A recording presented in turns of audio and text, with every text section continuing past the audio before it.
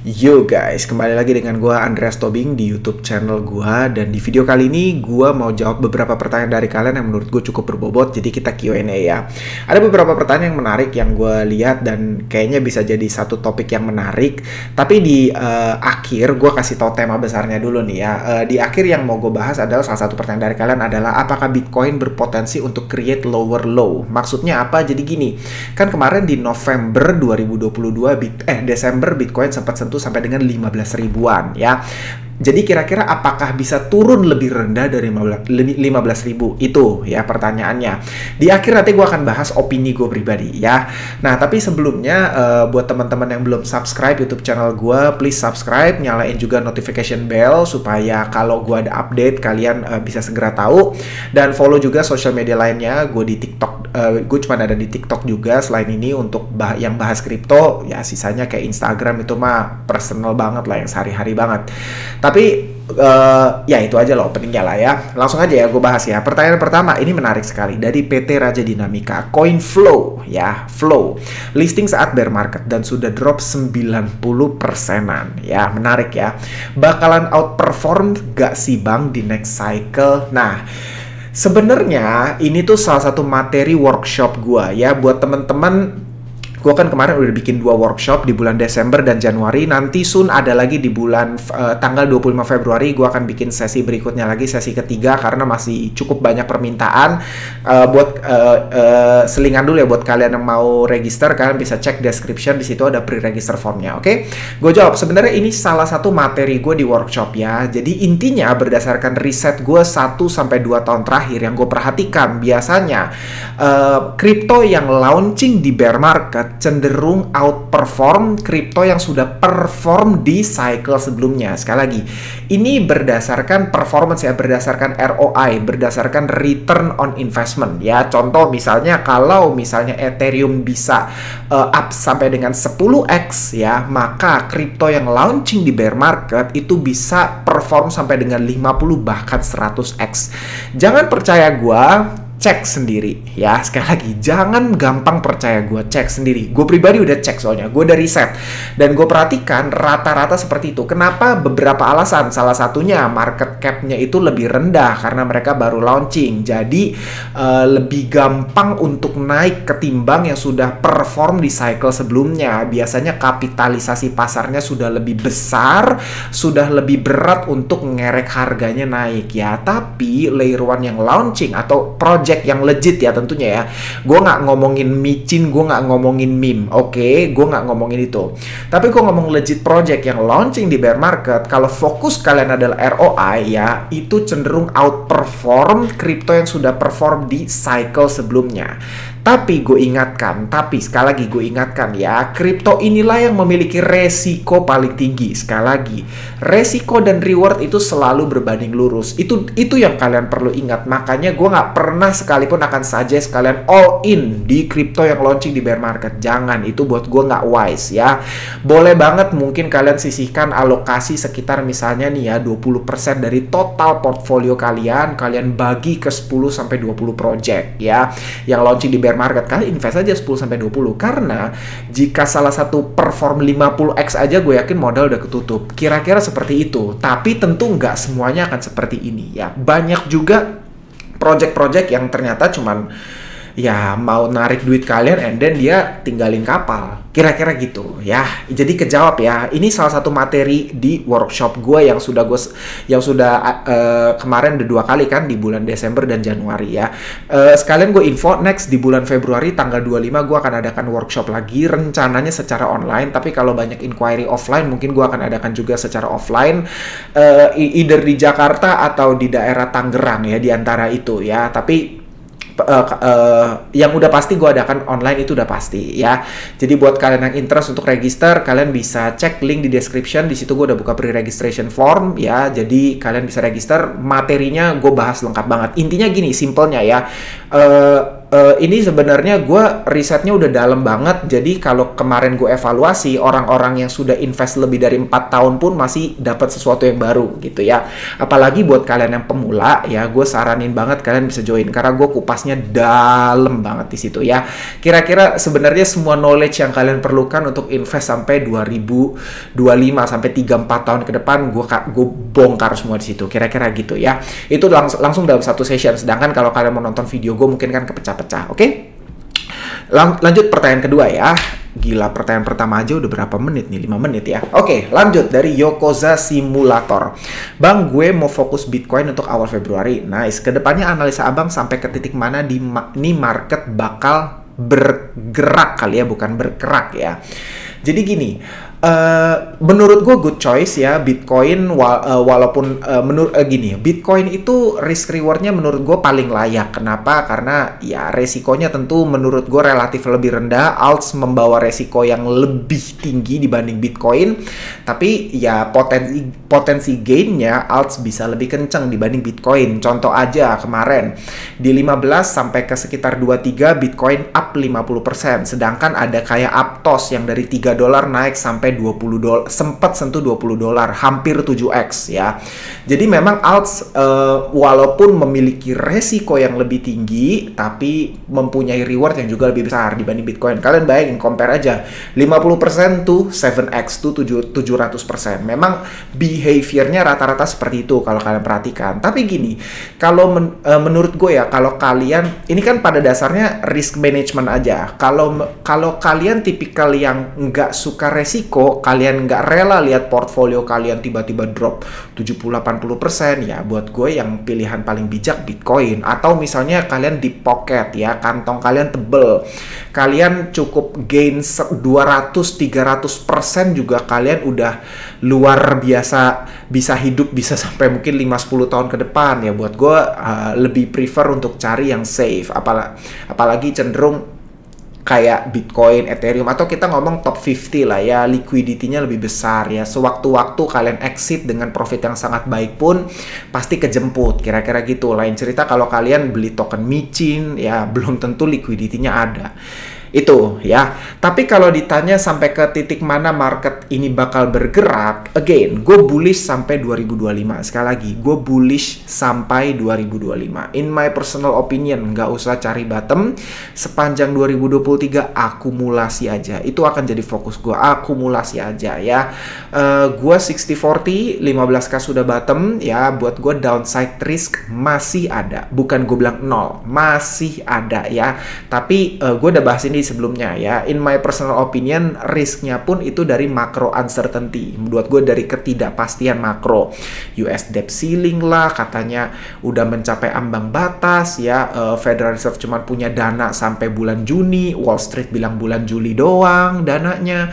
Dan kalau misalnya nanti Juni nggak dinaikin debt ceilingnya, US bisa default lah gitu. Padahal faktanya US sudah naikin debt ceiling 80 kali, banyak lah ya. Buat gue itu faktor makro banyak banget. Tapi gini, nantilah gue bahas lah. Ini di pertanyaan terakhir gue bahas lagi ya. Tapi kira-kira seperti itu ya. Buat gue, kalau kalian Yokoza Simulator fokus di Bitcoin, nggak ada masalah. Menurut gue terus dollar cost average aja ya. Koreksi sama dengan great buying opportunity. Itu personal opinion gue. Kalaupun ternyata koreksi sampai lebih rendah dari 15.000, gain, it's a great buying opportunity ya. Gue akan terus dollar cost average sepanjang tahun ini. Oke?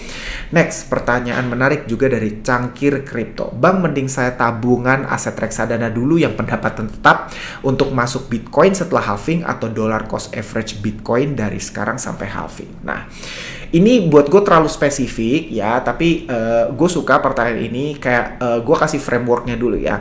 Pertama, gue di sini nggak pernah menempatkan posisi gue sebagai financial advisor, jauh banget, gue nggak di situ ya. Jadi yang gue bisa sarankan, tentu gini, gue rasa gue nggak berhak memberikan kalian saran keuangan ya. Gue nggak berhak, dan gue mungkin nggak layak juga secara kualifikasi gue nggak layak gitu. Tapi personal opinion ya. Buat gue, again, sepanjang 2023 kalau lu tanya gue, strategi gue adalah dollar cost average ya. Gue nggak terlalu tertarik untuk ngelirik jenis aset lain untuk saat ini, apalagi sorry reksadana. Secara pribadi gue pernah dulu banget pas gue belum awal-awal banget invest, waktu itu gue masih cuman di saham, sempet gue ada split ke reksadana, sampai akhirnya gue mulai memahami saham lebih dalam, gue tarik semua reksadana gue dan gue puter sendiri. Yes, resikonya lebih besar, yes gue pernah rugi besar juga karena invest di saham, tapi gue lebih merasa worth it aja untuk gue invest di saham gitu. Itu personal opinion gue dulu gitu. Apalagi sekarang kripto yang risknya tuh lebih rewardnya punya potensi lebih besar kalau kalian ngerti timingnya. Jadi gue sih bukan gue bilang itu produk jelek dan kalian harus hindari, no ya, personal opinion. Sekali lagi pendapat pribadi, gue sih nggak menggunakan produk itu ya, tapi gue akan terus dollar cost average ya, kira-kira gitu ya. Jackson Pang ya, akankah Bitcoin dump ke 16 sampai 18k? Oke. Gue jelasin by technical aja ya untuk pertanyaan ini ya. Kalian bisa lihat ya, ini chart yang lagi gue tahan. Kalian bisa lihat market structure di sekitar 24.300-an ya. Terus ada juga 200 weekly moving average yang gue udah katakan berkali-kali, in my opinion ini level yang sangat gue perhatikan karena sangat possible terjadi rejection, atau ya sebaliknya, kalau nggak sharp rejection ya bener-bener strong breakout di antara itu ya. Ini level yang buat gue sangat menentukan di sekitar sini karena ada double resistance. Tapi ya pertanyaan lu kan di 16 sampai 18k ya, berarti di area mana nih? Area 16 ya, sekitar sini lah ya, sekitar sini sampai 18 kira-kira gitu ya. Gini, kalau pendapat pribadi gue ya, buat gue masih possible aja ya, masih possible. Tapi ya, skenario gue adalah jika pun reject dari sini, gue lebih consider untuk membentuk lower low ya. Sekali lagi ya, lower low.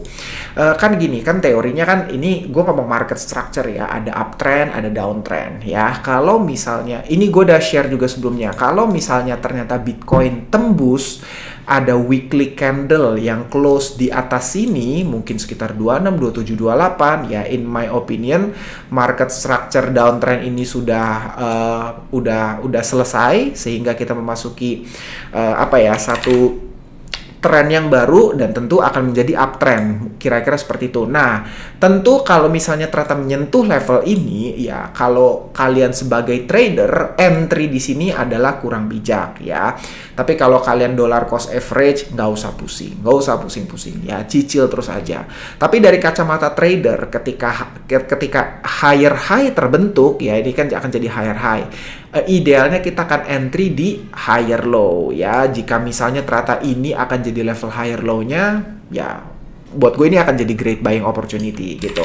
Tapi again, ini cuman kita bicara skenario-skenarioan aja ya. Tetap outlook gue nggak berubah. Pada dasarnya gue selalu advise untuk sepanjang tahun 2023 ini dollar cost average aja, nggak usah pusing-pusing ya. Itu pendapat pribadi gue.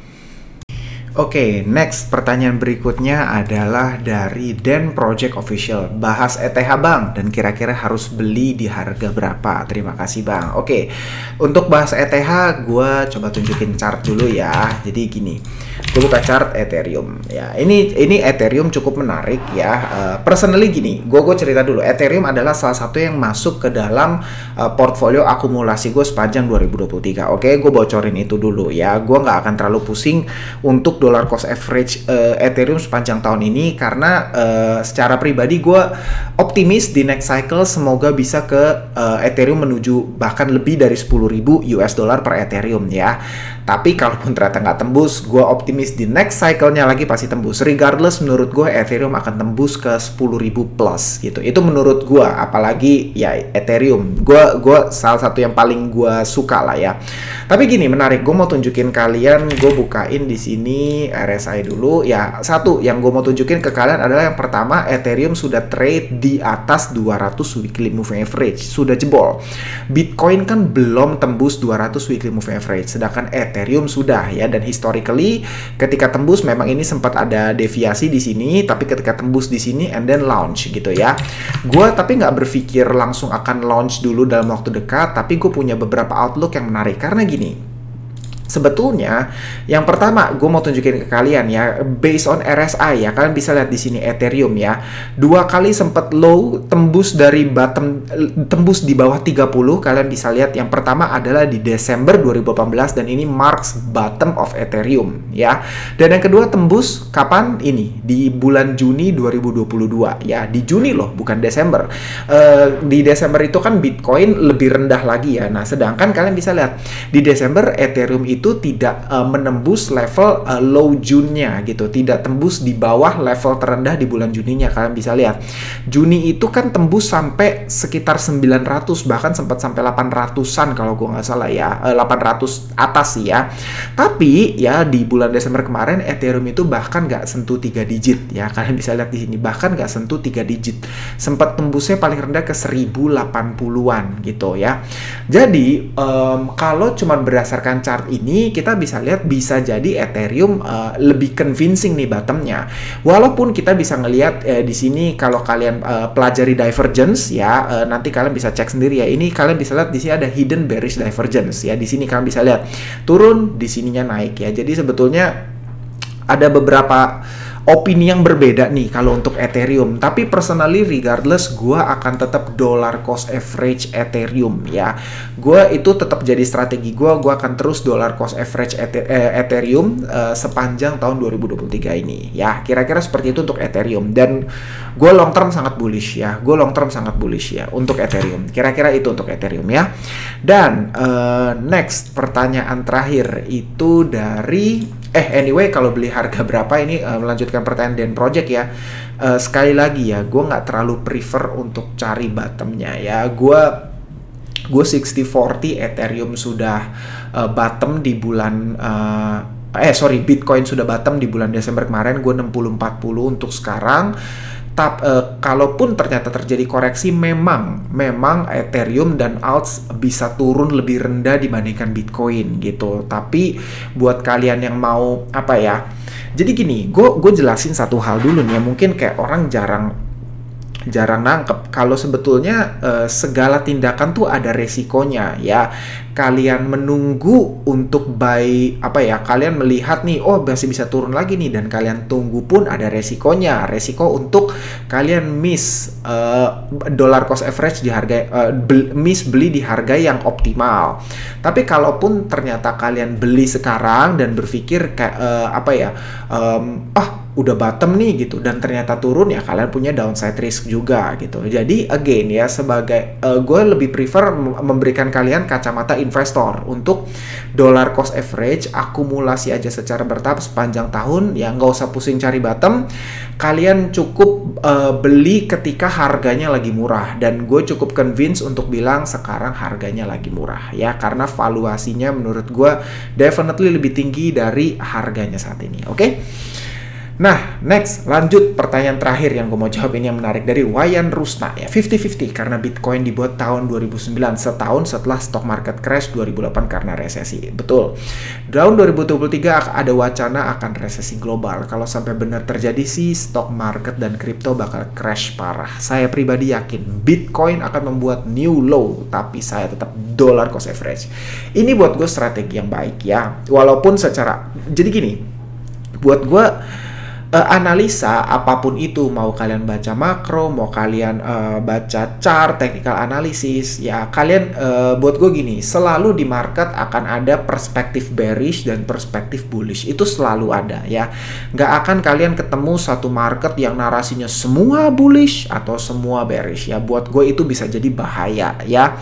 Kayak kemarin tuh di bulan Desember ketika semua orang berpikir ya bahwa Bitcoin akan ke 10-12, lucunya gini, orang yang sama yang bilang Bitcoin akan tembus ke 100.000 di bulan 2021 lah, yang paling ramai juga bilang akan ke 10-12k gitu ya. Tapi gue udah melihat fenomena itu dan gue sempat berpikir jangan-jangan nggak dikasih nih sama market gitu ya. Tapi again ya, gue sudah jelaskan by technical perspective dan historik ya, bahwa angka tersebut memang possible gitu. Tapi kadang psikologi market suka bergerak lain gitu, suka bergerak berlawanan ya. Nah ini yang buat gue apa ya, yaitu resiko selalu ada gitu. Kita nggak terlalu bisa, kita mungkin terlalu sulit untuk perfectly time market gitu ya. Itu either kamu sangat jago atau memang kamu lagi cukup beruntung. Itu personal opinion gue. Jadi untuk saat ini ya udah, gue kan kemarin sempat punya ego trader yang cukup kuat untuk tunggu di 10-12, tapi again gue lebih khawatir ternyata memang 15 sudah bottom, dan memang by chart bisa gue explain juga, bisa jadi memang sudah bottom, dan ya sudah gue pilih untuk dollar cost average aja. Tapi gue setuju sama Wayan ya, potensi memang ada ya, walaupun gini, kalau Wayan kan masih dia masih sangat yakin kalau Bitcoin akan create new low ya. Posisi gue bisa jelas peluangnya ada, tapi in my personal opinion 60-40 untuk saat ini ya. Dan gue tetap, tapi endpointnya gue tetap setuju ya, dollar cost average merupakan strategi terbaik untuk akumulasi high risk asset ya. Gue bilang ini high risk asset ya, dengan pergerakan yang sangat liar tapi punya potensi yang sangat baik ya. Jadi dollar cost average tetap merupakan strategi terbaik ya. Jadi itu pertanyaan terakhir untuk menutup Q&A session gue di hari ini. Video ini gue buat di tanggal 5 Februari 2023 di jam 10 malam. Oke, kalau kalian ada pertanyaan, please submit di kolom komen, gue akan baca ya. Nanti gue akan terus buat Q&A session seperti ini ya. Semoga nanti, tapi tetap pertanyaan-pertanyaan menarik itulah yang akan gue pilih. Oke, see you in next video. Buat kalian yang belum subscribe, please subscribe YouTube channel gue, support, dan bisa nyalain juga notification bell. Oke, bye, see you on next video.